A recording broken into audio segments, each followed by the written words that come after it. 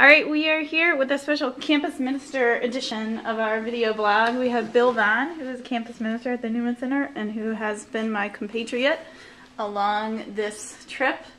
And I think that we are both very relieved that it's almost over, but also feeling very blessed by the experience this week.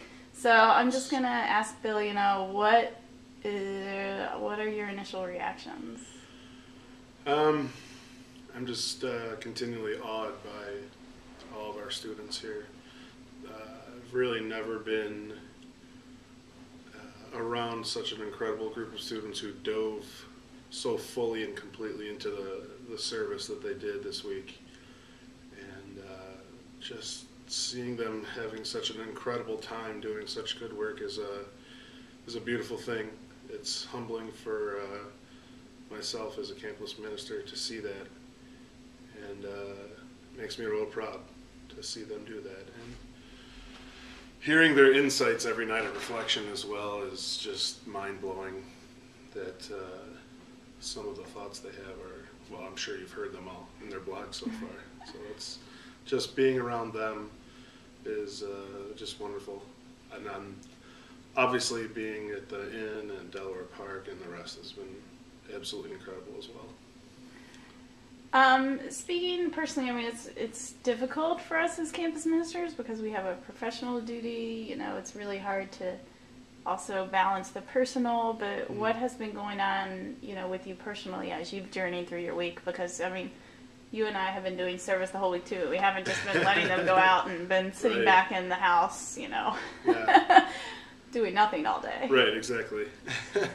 I've had the wonderful experience to be really hands-on with the meals every day at the Inn, and cooking is something I love to do when I'm at home. I cook all the time. It's actually a huge stress relief for me. So it was wonderful that I had the chance to do that here. And Bernie and a few of the others were gracious enough to allow me into their kitchen and to cook with them. And I had a comment earlier today. Someone passed by as I was chopping up onions. They're like, "Oh, you're putting a lot of care and effort into chopping up those onions." And I said, I would do it the exact same way with the same amount of love for my family back home, and the people here deserve nothing less. Because we're all, one big huge family. They're my brothers and sisters, so they deserve my very best. And I think the thing for me personally as a person that I learn every year on these trips, this is my 6th spring break trip with Buff State now, is just when I think I have nothing left in the tank, I'm completely fried and tired and shot, just waking up the next morning and seeing the students flying down the stairs ready to go is the biggest shot of adrenaline you'd ever need, and to get you motivated for the day. So it's just to allow myself to continue to grow and to be inspired by those around me is a great thing. Very good. I want to talk a little bit about the Franciscan tradition in this trip, and I should do a disclaimer that Bill and I have a very healthy rivalry going on because Bill is Jesuit trained, and we do joke a lot about how much cooler the Franciscans are than the Jesuits. But all joking aside, I would love to hear your thoughts on Franciscan life, and not that we're trying to change you into a Franciscan. That's all right. But through your Jesuit mind, because you're obviously Jesuit centered, what are you thinking, or what has been special to you this week? It's a theme we've talked about a few times in our conversations with the students, and something the students bring up a lot. And it's that idea of complete and total joy in your life. And they, as well as I, have been amazed at the amount of joy that everyone connected to the St. Francis Inn has, especially the friars and the sisters here and the lay Franciscans. Are just the amazing joy that they have in all aspects of their life. They live a very, very simple life. They share everything. Every day they're eating the exact same thing that the guests at the inn are eating, and they love it.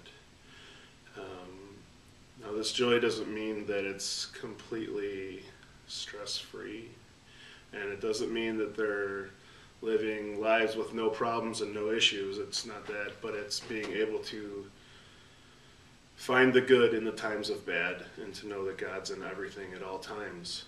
And that's been so obvious, and to see all of these people so on fire for just being alive and being here is great. And